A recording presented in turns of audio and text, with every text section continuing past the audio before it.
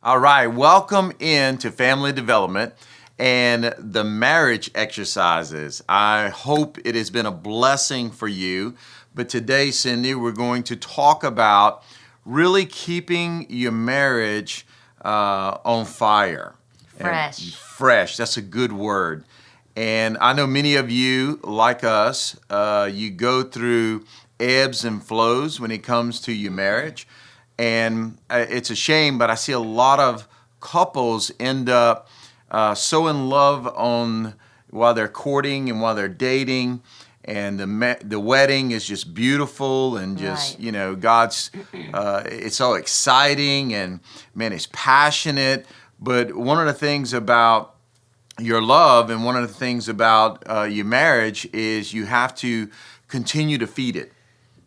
The same things you did to have passion for one another is the same things you have to continue to do. Amen. That is very, very, very important.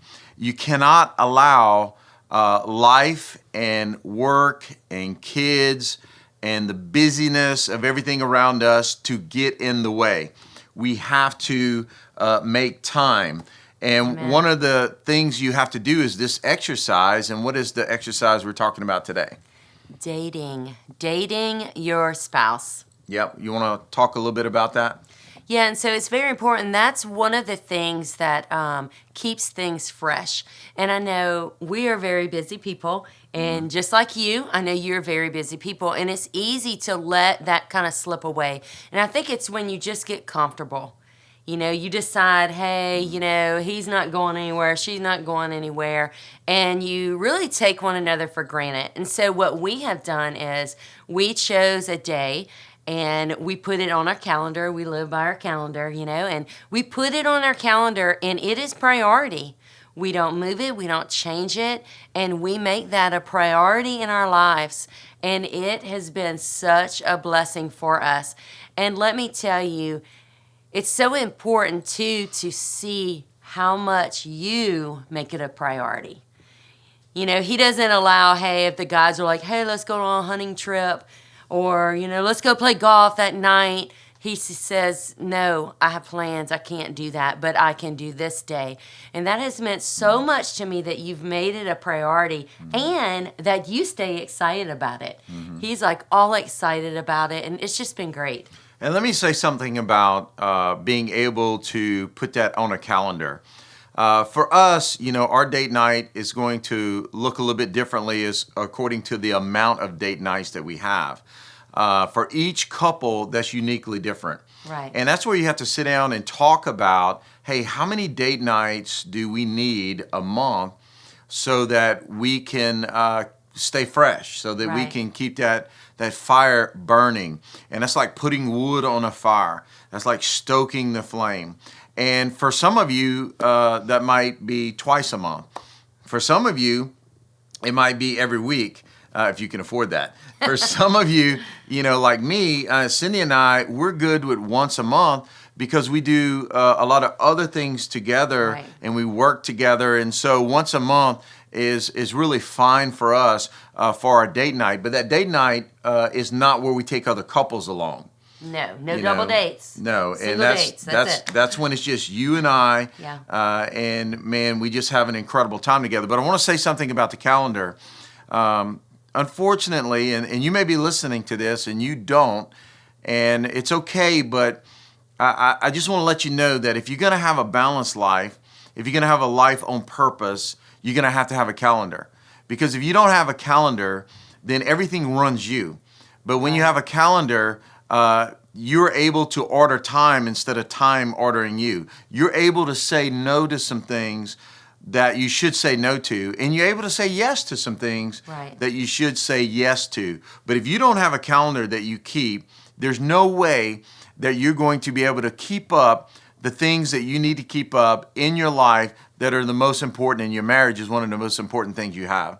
And if it's going to stay on fire, if it's going to stay fresh, you have to do things like this exercise called a date night. And so I just encourage you, you're going to have to create a calendar and not be able to look at it before you tell someone you can do this or you can do that. And the other thing, when you hear date night, you may be thinking that, okay, I don't know if we can afford this, but look, it doesn't always have to cost a lot of money for date nights. You want to speak to that? There have been times where we just would throw the kayak in the river in front of the house and bring a sandwich with us and go kayaking down the river. There have been times when the kids were sick or I couldn't find a sitter, and we had a date on a front porch. He would pick up food on his way home, and we'd set it up, and the kids might be looking through the window, but that's okay. We knew that they were safe. And that's one thing I want to encourage you men. Sometimes that's a really stressful part for a woman, finding a sitter, lining all that up, and to surprise her every now and then, and you organize all of that, it will be great. Trust me, it will be great. But I love that, we were never bound to just going to a movie, going to dinner. We take turns picking the date, deciding what to do, which that's amazing because you can see one another's thoughtfulness put into it, and it's just such a blessing. And another thing I want you to be aware of is, set a date. Like for us right now, and every once in a while it changes with the seasons of your life. But right now for us, it's the second Thursday of the month. We're going to go on a date on the second Thursday. For you, it might be the first Friday or the first Tuesday. But here's what I want to throw out at you as well. Remember when we had our date night on Tuesday night? Oh, yeah. And when we would go on our date night, that's our Monday. Yeah, we would just kind of vegetate because we were so just, rolling and just had so much pressures on us through that day. That date night we really didn't talk much because we were just trying to get over the day. So we said, you know what, that's not a good date night for us. Right. So we decided to find a better night. And the better night for us has been Thursday because for us, a lot of Fridays with ministry and everything would get in the way. And so we want to make sure that, we have a good balance. So Thursday nights have become a tremendous time for us to do date night. You've got to figure that out for yourself. So you got to test it a little bit. Right. It's okay that if you set it and some things move around, you can move that around. And I say this, in the event, because you can't control your work if you're not a business owner because someone else is controlling your time. So in the event, say if you're a shift worker or maybe something came up at work and your boss called you in for some overtime or whatever it was, you don't just skip the date night. You reschedule it for a time either a day before or 2 days after. You've got to reschedule. And what that does, it keeps it as a priority. Listen, I'm telling you, if you want a marriage that's fresh, if you want a love that is on fire, then you have to. Say that with me. Say, I have to. Come on, say it. Say it. I have to. Have to. You have to keep this as a priority. When you're courting, when you're dating, the reason why your feelings and emotions were so explosive is because you were constantly looking to spend time with each other. And you have to continue to do that as a married couple. You have to continue to want to spend time. You got to continue to pursue one another. Right. And so we encourage you, have these date nights. It doesn't have to cost a lot of money. It does need to be a priority. Use a calendar. I just listen. If you're not using a calendar, I'm telling you, you're not a person of integrity because you let people down. I can say it right now because you can't remember all this. And so you've got to use a calendar, and that's going to help you become a person of integrity, but it also helps your spouse know that you're making it a priority. Yes. And that you're looking at that before you commit to other things. And again, it doesn't have to cost a lot of money, Cindy. Right. You can, many times we love mixing it up like that, where we do things just at home. We call it a date night at home, and we send the kids away. And then we stay home. That's fun too, by the way. And so there's so many ways you can be creative, and you talk about those things. You want to say anything else? Yeah, and really, you don't have to come up with all of the ideas. There is so many through social media and Pinterest. If you're not very creative, man, just pull up one of those apps, and you can come up with some great ideas. And let me say this. While you're doing this exercise, make sure you switch it up. Don't Right. don't do the same thing over and over, and don't just make it a meal. You've got to do, if it's walking in an arboretum, or if you're if you're gonna bowl and then eat, or go to a movie and then eat, or you're gonna go to a nice place and you're gonna eat and then go somewhere else and drink coffee. I mean, you just want to mix it up. It's the same way if you're doing physical exercise. Marriage exercises are the same way. Yes. It's just good to mix things up, and that's what part of what keeps it fresh is keeping it mixed up.